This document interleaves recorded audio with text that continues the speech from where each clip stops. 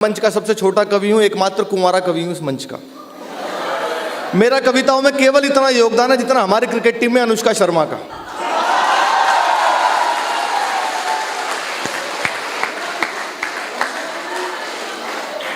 भाई ने बताया प्यार बोतलों तक रह गया, होटलों तक रह गया।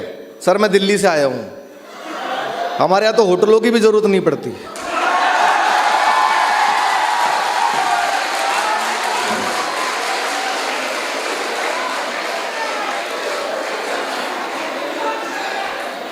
क्या हो गया? अच्छा दिल्ली वाले भी हैं क्या कुछ? सर बहुत टेंशन चल रही है हीरो जी, इतनी टेंशन चल रही है डॉक्टर साहब, पूरे देश में पूरी दुनिया में टेंशन है। महंगाई की टेंशन, राजनीति की टेंशन, आतंकवाद की टेंशन, प्यार प्रेम की टेंशन, पूरी दुनिया में टेंशन चल रही है। मैं आप सबको बताऊं, मैं दिल्ली से आया हूं। अलग अलग कोरोना की टेंशन, कोरोना में मैडम सबसे ज़्यादा टेंशन मुझे हुई क्योंकि अंग्रेजी बहुत आ गई। Sanitiser, vaccination, isolation, quarantine. अब आधे देश को अंग्रेजी नहीं आती। एक आदमी रोज मेरे घर घंटी बजाता है, बोला भाई साहब सैनिटाइजर दे दो। मैंने कहा मैं कहाँ से लाऊं? अगले दिन फिर घंटी बजाए, बोला सर सैनिटाइजर मिलेगा। मैंने कहा मैं कहाँ से लाऊं? अगले दिन फिर घंटी बजा दी, बोला भाई साहब सैनिटाइजर लेके जाऊंगा। मैंने कहा मैं कहाँ से लाऊं? बोला आपके घर के बाहर लिखा हुआ है सैनी। मैंने सैनी देख के सैनिटाइजर मांग लिया। अच्छा है मैं चड्डा नहीं हूं।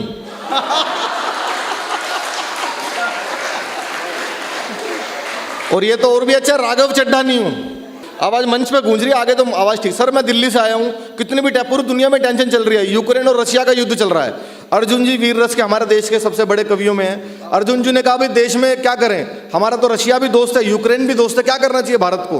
अब हम किसका सपोर्ट करें? मैंने कहा बहुत सिंपल है सर, यूक्रेन को कुछ नहीं करना, अपनी तोप के अंदर पतंजलि का शैम्पू डाल के फायर कर देना चाहिए। बोले इससे क्या होगा? मैंने कहा रूसी भाग जाएगी। भाई लड़ाई तो रूसी से चल रही है ना। कितनी भी टेंशन हो जाए, मैं आप सर कोरोना ने सबसे ज़्यादा टेंशन दिया मैडम। मैं चाइना गया था 2019 में, फिल्म फेस्टिवल में परफॉर्म किया था मैंने। सबसे ज़्यादा टेंशन चाइना ने दी है पूरी दुनिया को कोरोना की। अजीब ही लोग हैं वहाँ चाइना के। हमारे बौद्ध भिक्षुक जी बैठे हो तो सब जानते हैं, चाइना में बौद्धिस्ट भी बहुत रहते हैं। उनको अंग्रेजी नहीं आती, चाइना वालों को चाइनीज़ बोलते हैं वो, हिंदी भी नहीं आती। हिंदी में खाली भाइयों बहनों समझते हैं बस, वो कुछ नहीं आता उनको। पानी मांगना था अंग्रेजी में मांगा, हिंदी में मांगा, उनको पानी देना समझ में नहीं आ रहा। इशारा भी कर दिया, पानी नहीं दे रहे वो लोग। हमारे इंडिया में देखो कोई आधे किलोमीटर दूर से देख के बता देते हैं माचिस मांगने आ रहा है। कुछ नहीं आता सर उनको। मैं आपको बताऊं, मैं दिल्ली से आया हूं, पूरी दुनिया में कितनी भी टेंशन हो जाए, हमारा दिल्ली वालों को टेंशन कुछ नहीं बिगाड़ सकती। हमारा बिगाड़ सकती है कुछ? हमारा कुछ नहीं बिगाड़ सकती। हमने टेंशन को मुख्यमंत्री बना रखा है।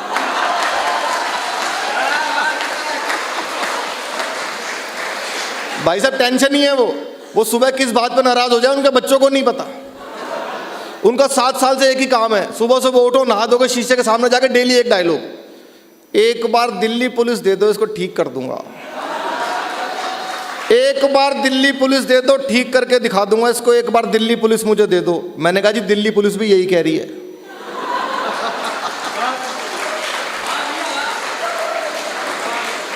एक बार दे दो बस। देखो बीमारियां खत्म होती है। अब हमारे वैज्ञानिकों ने मेहनत की, वैक्सीन बनाई कोरोना की, आप सब ने, स्वास्थ्य कर्मियों ने, डॉक्टर्स ने मेहनत की, तो बीमारी दूर हो रही है। हमारे केजरीवाल जी ने पूरी दिल्ली से डेंगू खत्म कर दिया। पता है कैसे खत्म किया? पूरी दिल्ली में बड़े बड़े होर्डिंग लगवाए सर, चौराहे चौराहे पे, वो उस पर लिखवाया डेंगू का मच्छर साफ पानी में भी पनप सकता है, नीचे उनका फोटो। वो मच्छर दोबारा आने की हिम्मत नहीं कर रहा। पता नहीं किस बात में नाराज हो जाते हैं मैडम। अभी 27 तारीख को मैंने देखा, एक मेरे सपने में सारे नेता आते हैं रात को। केजरीवाल जी मेरे सपने में रोए 27 तारीख को आके। मैंने कहा भाई साहब क्या हो गया? लोकतंत्र की हत्या हो गई। मैंने कहा जी लोकतंत्र की हत्या क्या हो गई? 26 जनवरी के दिन लोकतंत्र मर गया देश के अंदर। मैंने कहा जी कैसे मर गया? मैं कर्तव्य पथ पे बैठा हुआ था, मेरे सामने से परेड जा रही है, मोदी ने मुझे परेड नहीं करने दी।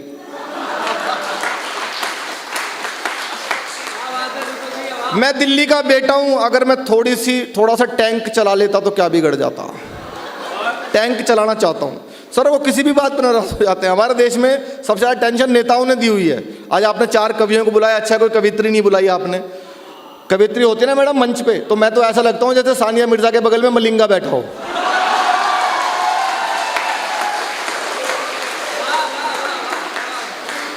अच्छा पीछे तो एक भाई वो भी ऐसे रहे जिनकी अपनी खोपड़ी जयसूर्या के जैसी है।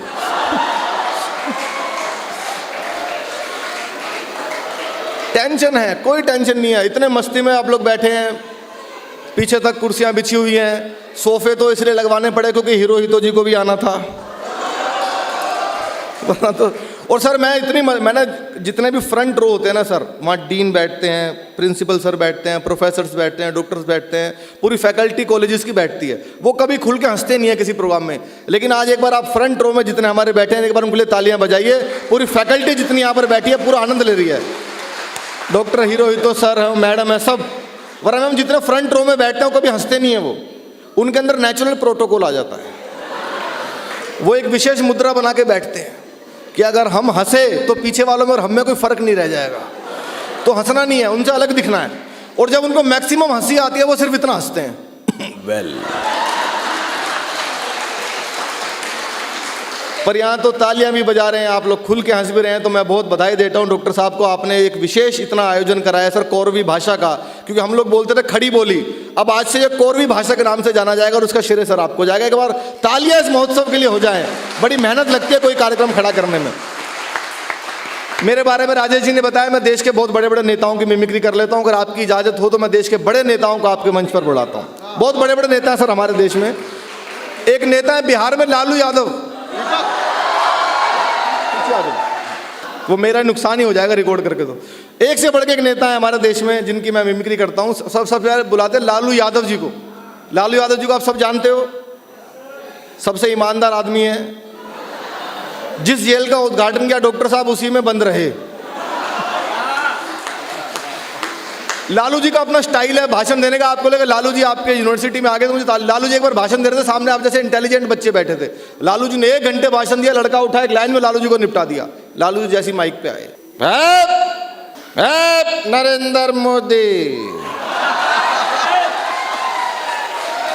नरेंद्र मोदी, भाइयों बहनों अच्छा दिन।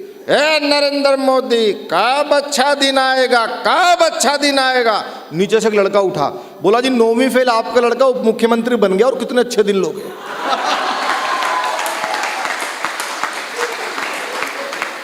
और कितने अच्छे दिन लोगे। एक नेता है क्या थे, नवजोत सिंह सिद्धू। हाँ थे ही वो तो।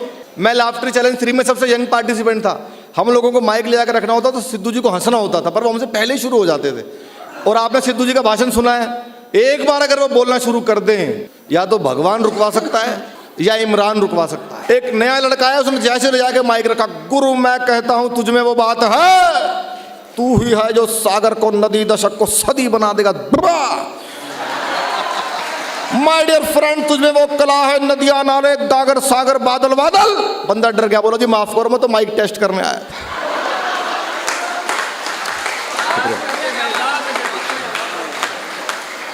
हालांकि आए तो आज हम भी माइक ही टेस्ट करने हैं। एक से बढ़ के एक नेता है। एक बहुत महत्वपूर्ण आवाज सुनाता हूं आपको, हमारे देश के रक्षा मंत्री श्री राजनाथ सिंह जी की आवाज। डॉक्टर साहब देखना बहुत आनंद आएगा आपको। माइक थोड़ा सा इको ज्यादा कर रहा है, माइक बहुत अच्छा है पर हॉल की वजह से इको कर रहा है, मैं कोशिश कर रहा हूं। राजनाथ सिंह जी को आप सब जानते हैं, भारत के डिफेंस मिनिस्टर रक्षा मंत्री हैं। वे अगर आते आपके इस शानदार कार्यक्रम में तो कैसे भाषण देते, पहले देखना सर जब वो लोकसभा में भाषण देते हैं राजनाथ सिंह जी। अध्यक्ष महोदय, जहाँ तक प्रश्न पाकिस्तान का है तो हमारी सरकार ने पाकिस्तान को यह स्पष्ट संदेश दिया है कि पाकिस्तान से अब कश्मीर पर कभी कोई बात नहीं होगी। पाकिस्तान से अब कश्मीर पर कभी कोई बात नहीं होगी। बात यदि होगी तो पीओके पर होगी, कश्मीर पर अब कभी कोई बात नहीं होगी। सब अब साफ आ रही है? अभी तो अमित शाह की आते आते और साफ हो जाएगी। हाँ, एक और आवाज है हमारे भारत के गृह मंत्री अमित शाह जी की आवाज। अमित शाह जी का भाषण, मिमिक्री आपने उनकी कभी किसी से नहीं सुनी है? किसी से कोई कर ही नहीं रहा है। अच्छा, कर भी रहा होगा तो कर नहीं पा रहा होगा, पर मैं करता हूं। मेरे बहुत पसंदीदा नेता है। मेरा एक शो आता है कहने भी दो यारों, गुड न्यूज टुडे जो आज तक का चैनल है उस पर आता है शनिवार इतवार को। मैडम मैं हर हफ्ते करता हूं। अमित शाह जी आते हैं, अगर सबसे पहले देखना वो रैलियों में भाषण कैसे देते हैं सर। अभी यूपी में भी इलेक्शन था, उन्होंने बहुत सारी रैलियां की। आपको लगे वो रैलियों में एग्जैक्ट ऐसे बोलते हैं, फिर वो यहाँ के क्या बोलते हैं मैं बताता हूँ। देखिए ये राहुल बाबा कहते हैं इनको विकास दिखाई नहीं देता है।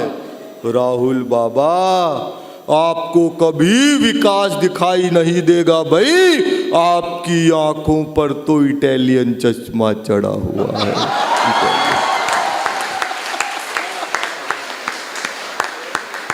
यदि अमित शाह जी यहां पे आते तो देखिए ये सुभारती के अंदर शानदार कवि सम्मेलन चल रहा है भाई, तो मैं आपको बहुत शुभकामनाएं देता हूं और इतना ही कहना चाहता हूं, ये नीले कोट ध्यान से सुनो, ध्यान से सुनो।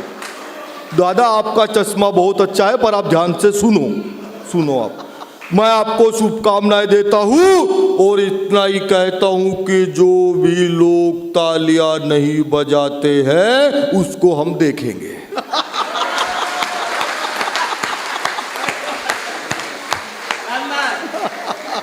उसको हम देखेंगे, देखेंगे ही। लेकिन एक आवाज है मैडम जो पूरी दुनिया में गूंज रही है, हमारे प्रधानमंत्री नरेंद्र मोदी जी की आवाज। मोदी जी का भाषण सब लोग सुनते हैं, जो पसंद करता है वो तो सुनता ही है, जो नहीं करता वो 2 बार सुनता है। मैं 12 देशों में गया हूं सर, मैंने देखा वहां पाकिस्तान के लोग भी सुनते हैं। अच्छा उनको तो सुनना भी चाहिए, उनको हमसे ज़्यादा सुनना चाहिए। और आजकल तो वो कश्मीर मांगने की बात कर रहे थे, वो आटा मांग रहे हैं वो पाकिस्तान वाले। तो मोदी जी अगर आपके ऑडिटोरियम में आते तो कैसे भाषण देना शुरू करते, मैं कोशिश कर रहा हूँ, सुनिएगा। माइक थोड़ा सा इको हो रहा है, हो सकता है मोदी जी की निकालूं, देवगौड़ा की निकल जाए, लेकिन आप लोग बहुत मन से सुन रहे हैं, सुनिए।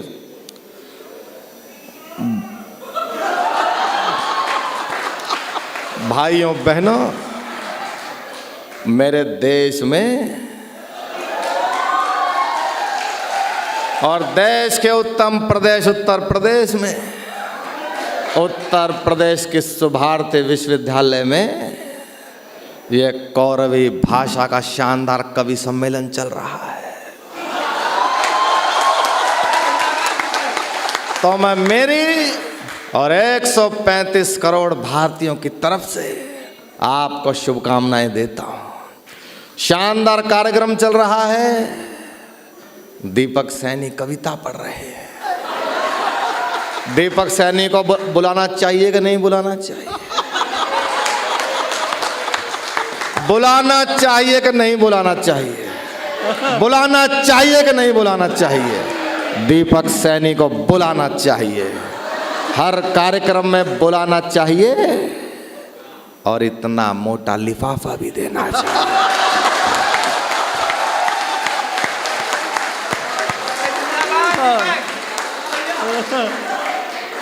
डॉक्टर साहब ज्यादा मोटा हो गया क्या? ये 10 की गड्डी है, टेंशन मत। अभी सर मोदी जी मेरे पिछले दिनों सपने में आए थे। आपने घटना सुनी होगी पिछले दिनों उत्तर प्रदेश की, यूपी, हरियाणा, दिल्ली की एक बहुत बड़ी घटना थी कि सारी महिलाओं की चोटियां काट के ले गया कोई। पता है ना मैम आपको, न्यूज में आया था चोटी कटवा गैंग। आज तक नहीं पता वो किसने काटी। कई तो रिपोर्टर्स की कट गई जो वहां रिपोर्टिंग करवाने गई, पर ये नहीं पता काटी किसने। मोदी जी मेरे सपने में आए। मैंने कहा भाई साहब सबकी चोटियां कट रही है, और हमारे मुख्यमंत्री केजरीवाल जी वो भी आए पीछे पीछे। दोनों से पूछा भाई साहब सबकी चोटियां कौन काट रहा, दोनों का रिएक्शन देखना। पहले मोदी जी ने भाषण देना शुरू किया।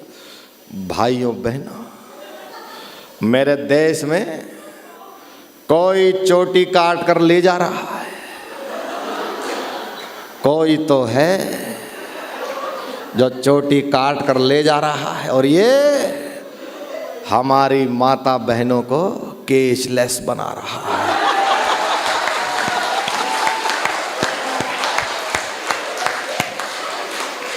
और जो लोग चोटियां काट रहे हैं मैं उनसे भी कहना चाहता हूं, अगर काट ना हो तो गरीबी को काटिए, काट ना हो तो बेरोजगारी को काटिए, और चोटी ही काटनी हो ना तो उनकी काटो जो पार्लर में कटवाते हैं।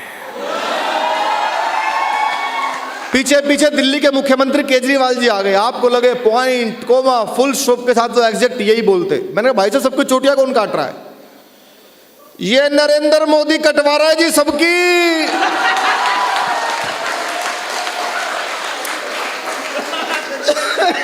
ये सारी चोटी नरेंद्र मोदी कटवा रहा है, देश में कोई नहीं कटवा रहा। इनके सारे मंत्री गंजे हैं।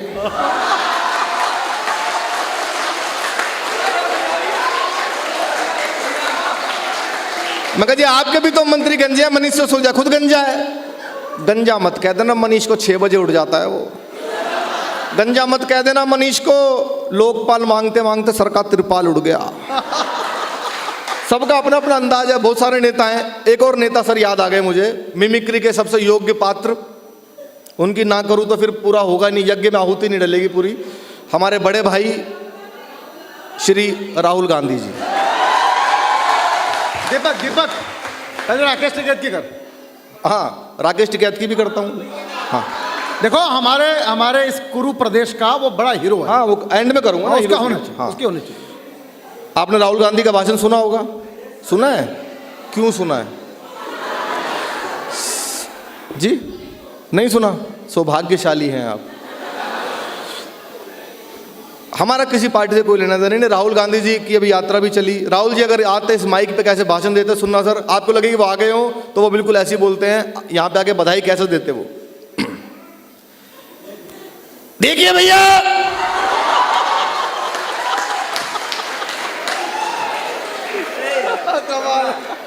ये जो कविता है, ये जो पोइट्री है, ये जो कवि सम्मेलन है, सवाल ये है कि ये क्यों होता है। मैं आपको बताता हूं, ये गोदी मीडिया आपको कभी नहीं बताएगा भैया, मैं बताता हूं। How is it possible? ये कवि सम्मेलन क्यों होता है? ये बैठे हैं, डॉक्टर साहब बैठे हैं, फैकल्टी बैठी है, ये लोग पैसा देते हैं तो हम करते हैं। सिंपल है भैया, खत्म, टाटा बाय बाय, गए भैया।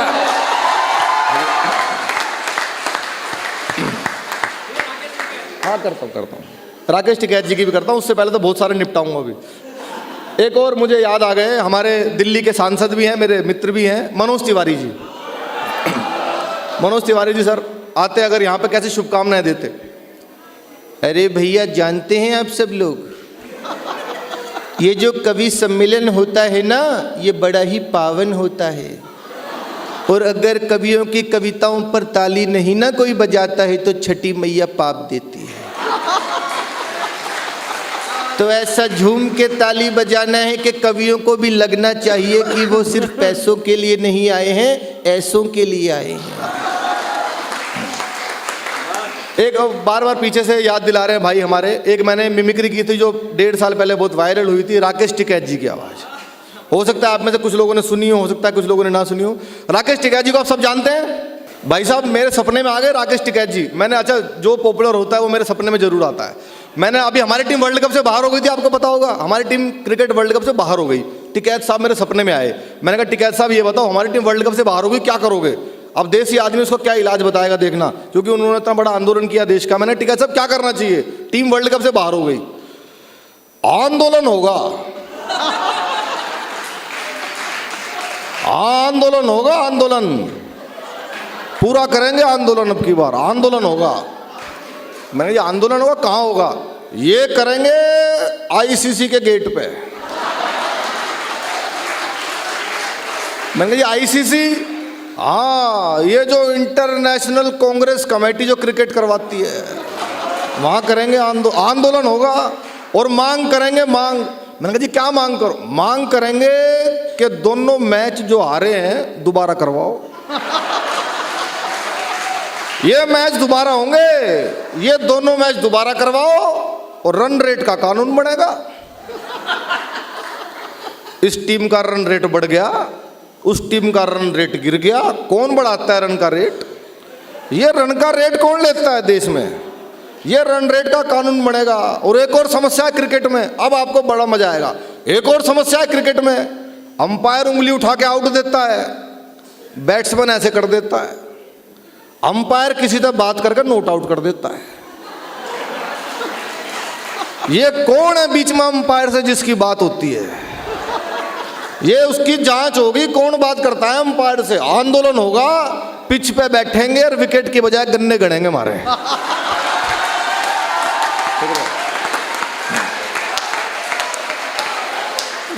धन्यवाद, बहुत आनंद आ रहा है, बहुत मजे से आप लोग सुन रहे हैं। एक से बढ़ के एक नेता आए हैं राजनीति में, बहुत पॉपुलर लोग हैं।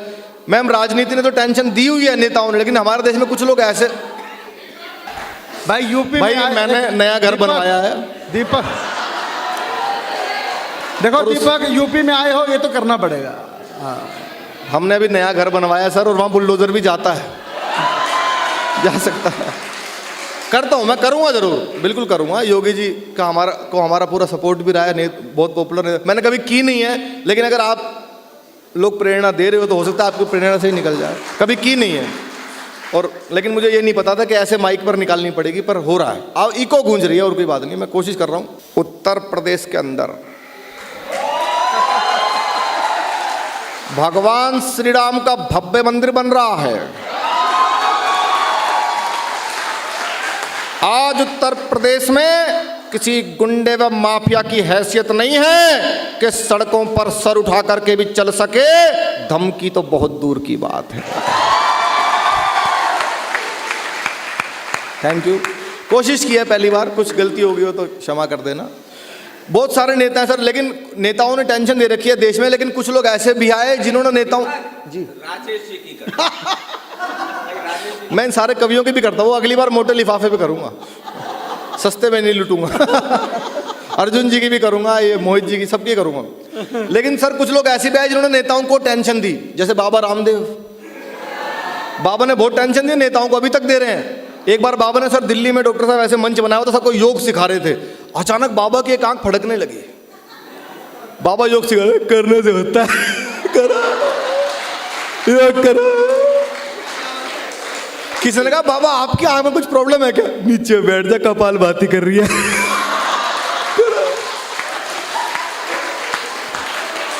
तभी बाबा के पास एक फोन आया, बोला देश के सारे नेता आएंगे, अपनी अपनी समस्याएं बताएंगे। बाबा ने कहा बुलाओ। सामने नेता, बाबा मंच पे। नेताओं ने कहा बाबा हमें भारत से करप्शन खत्म करना है, क्या करें बताओ? कुछ नहीं करना, पहले चटाई बिछाओ।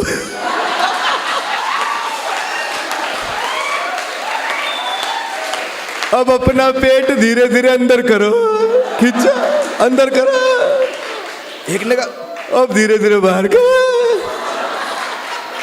किसी ने कहा बाबा पेट अंदर बाहर करने से करप्शन कैसे? करता जा, पेट तो कम होगा। बाबा ने अनुलोम विलोम कपालभाति प्राणायाम खूब करवाए। एक दिन अचानक उठे, बाहर निकल के देखो करप्शन खत्म हो गया। किसी ने कहा बाबा कैसे हो गया? अरे बावड़े तुम सारे यहां बंद हो, फैलाएगा कौन?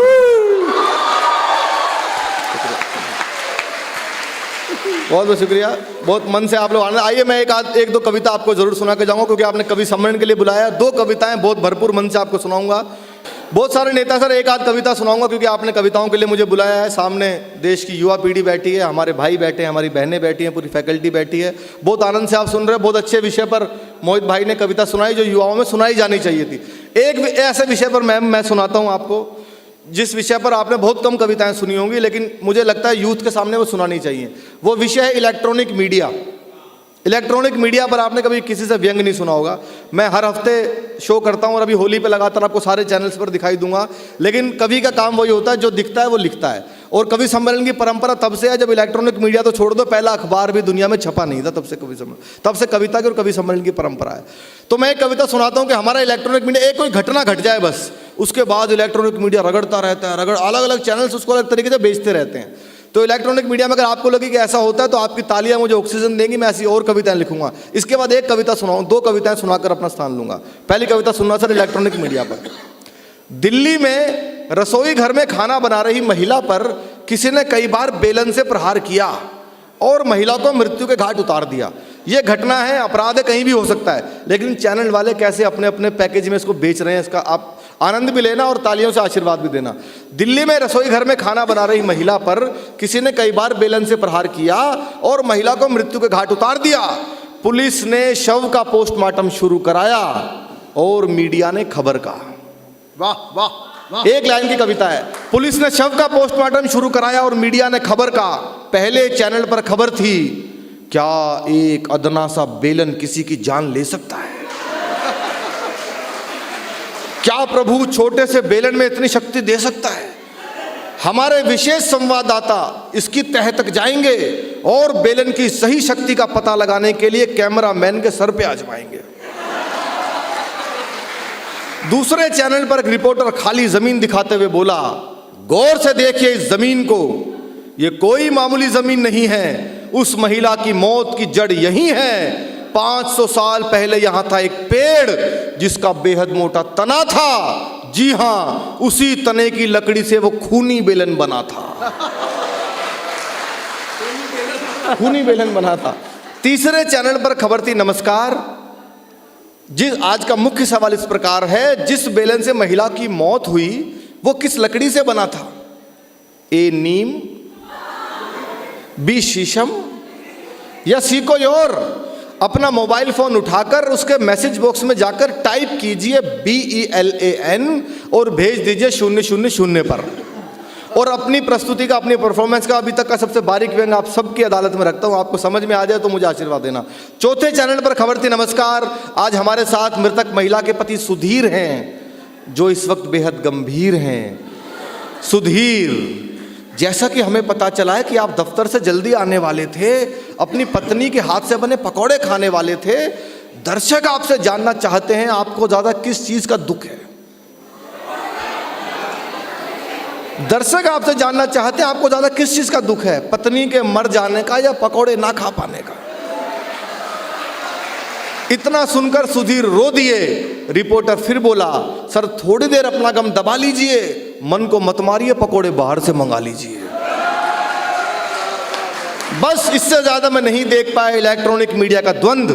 तुरंत अपना टेलीविजन किया बंद और विचार किया कि सबसे अलग दिखने की चाह में ये झूठ के पालने में इतना झूल गए कि ज्यादातर मीडिया चैनल तो सत्य दिखाना ही भूल गए। ये इधर उधर से उल जुल खबरें सहेजते हैं, फिर उसे मन चाहे दाम पर बेचते हैं। हकीकत तो यह है दोस्तों, सबसे तेज होने का दावा करने वाले ये चैनल्स धीरे से ही सही पर सत्य सत्य और केवल सत्य दिखाएंगे तो हमारे देश में हत्यारे, चोर, अपराधी, भ्रष्टाचारी, बलात्कारी शायद नहीं पनप पाएंगे। शायद। एक मिनट हो गया। अब मैं चार पंक्तियां दो चार पंक्तियां आपको सुनाता हूं, 2 छंद सुनाता हूं आपको, बहुत जरूरी छंद है, उसके बाद मैं अपना स्थान लूंगा। पहला छंद मैं सुनाता हूं राष्ट्रीय मुद्दे पर, दूसरा छंद मैं सुनाता हूं जो मुझे युवाओं को सुनाना चाहिए। सर एक घटना घटी पिछले दिनों, धारा 370 कश्मीर से हटाई गई, आप सब जानते हैं। लोगों ने बहुत लंबा उस पर लिखा था, कश्मीर फाइल्स मूवी भी आ गई, लोग मूवी देख के बहुत रोए। युवा पीढ़ी को जो अभी 20-25 साल की जिनकी उम्र है, जिन्होंने इतिहास पढ़ाई नहीं, उनको पता ही नहीं था कि हुआ क्या था। तो मैं आपकी अदालत में 4 पंक्तियां रखता हूं, चौथी पंक्ति में आपको कश्मीर और धारा 370 का पूरा इतिहास समझ में आ जाए तो पीछे तक एक भी हाथ खामोश ना रहे। उसके बाद एक छंद और सुनाऊंगा। बिल्कुल पूरा इतिहास है, शंकराचार्य जी से लेकर उमर अब्दुल्ला तक का कश्मीर का, और आज़ादी के बाद से धारा 370 का पूरा इतिहास रखता हूं आपके चरणों में। देश तो आज़ाद हुआ और जिंदाबाद हुआ, जलता रहा तिरंगा कश्मीरी लैंड में। आपको एक एक पंक्ति में सच्चाई लगे तो चौथी पंक्तियों पर मुझे आशीर्वाद चाहिए। देश तो आजाद हुआ और जिंदाबाद हुआ, जलता रहा तिरंगा कश्मीरी लैंड में। भारत हो मुर्दाबाद और पाक जिंदाबाद, यही धुन बजती घाटी के हर बैंड में। जन विश्वास जगा, भावी इतिहास जगा, और देश सौंप दिया मोदी जी के हैंड में, और देश सौंप दिया मोदी जी के हैंड में। 70 बरस से कलंक थी जो धारा वह, मोदी ने उखाड़ फेंकी 70 सेकंड में।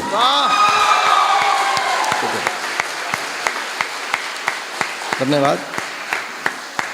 और अंतिम एक छंद सुनाकर अपना स्थान लूंगा, वो भी बहुत जरूरी है। जैसा आपने लोक भाषा का कार्यक्रम कराया, हमारी जो राष्ट्रभाषा है हिंदी के साथ भी जितना दुर्व्यवहार पिछले 70 सालों में किया, और किन लोगों ने किया मैं आपको बता रहा हूं राजेश जी। अंतिम पंक्तियां सुनाकर मैं अपना स्थान लेता हूं।